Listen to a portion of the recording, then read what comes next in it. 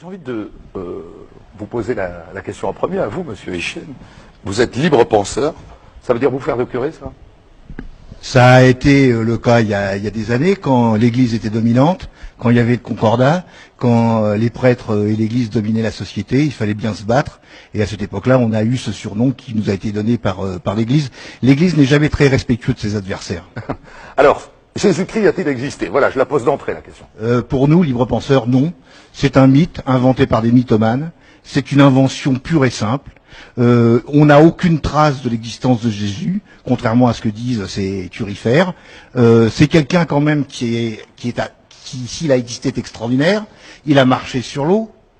Il a guéri des morts, il a fait la résurrection des morts, il a changé l'eau en vin, il a multiplié les pains, il a chassé les marchands du temple, il a fait toute une série de choses. Or, bizarrement, il n'y a aucune trace de son existence dans aucun des écrits de cette époque.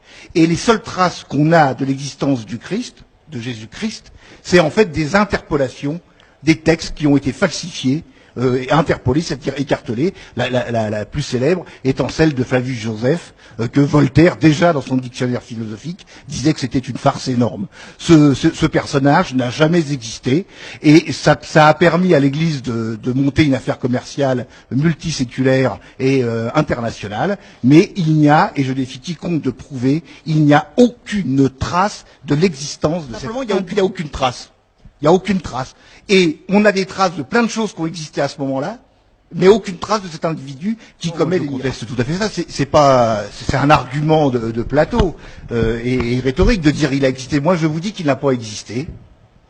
Sa date de naissance, elle a évolué dans le temps, puisque les premiers textes qui attestent de l'existence d'un Christ, c'est au minimum 70 ans après sa crucifixion, et les premiers évangiles qu'on a reconnus comme canoniques contre les 70 qui ont été déclarés, les 66 qui ont été déclarés. Il y a 4 évangiles, reconnus. Non, oui, il y en a eu, on en recense à peu près 70, dont 66 sont apocryphes, parce que au concile de Nicée, si ma mémoire est bonne, j'y étais pas, mais personne n'y était, Constantin et l'Église catholique a dit, c'est les 4 bons.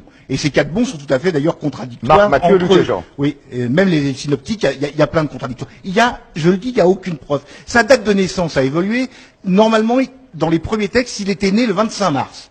Ensuite, on l'a fait coïncider avec le 21 décembre pour que ça corresponde au solstice d'hiver, pour essayer de reprendre la religion païenne. Et Mitra, et on l'a mis au 25 parce qu'il y a eu un déplacement de calendrier. Je dis à Monsieur Vallée, je veux bien entendre ce qu'il dit, qu'il donne ses preuves. Il n'y a aucune preuve. Tacite, ça a été démontré par les exégètes rationalistes. Tacite, c'est donc un philosophe, c'est un historien. Un historien. Ça a été démontré par les exégètes rationalistes, et même les exégètes catholiques reconnaissent que c'est un faux. Donc de ce point de vue-là, il faut donner un certain nombre de preuves.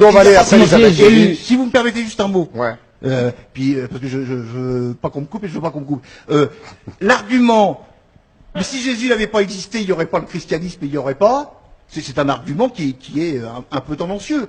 On connaît tout sur la Laponie. On connaît tout sur l'élevage des rennes. On connaît tout sur la fabrique des jouets. C'est évident, le Père Noël a existé. S'il vous plaît, je voudrais terminer.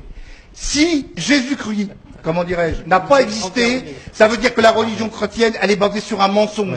Et pourquoi ça a existé? Pendant 2000 ans, c'est eux qui ont écrit les livres. C'est eux qui ont tenu les parchemins. C'est eux qui ont écrit l'histoire. Oui, il y a un complot. Oui, il y a un faussaire. Et ça s'appelle l'Église catholique. Il y a Lucifer, il y a Jonas, il y a la baleine. Il monte, il descend, il y a sa mère et tout. Non, ça, c'est de la mythologie, tout ça. Le vrai problème de fond, pourquoi le christianisme a gagné? Parce que Constantin en avait besoin pour dominer l'Empire romain. C'est un problème politique. C'est pas un problème de religion. C'est un problème complotiste. Non, c'est pas complotiste.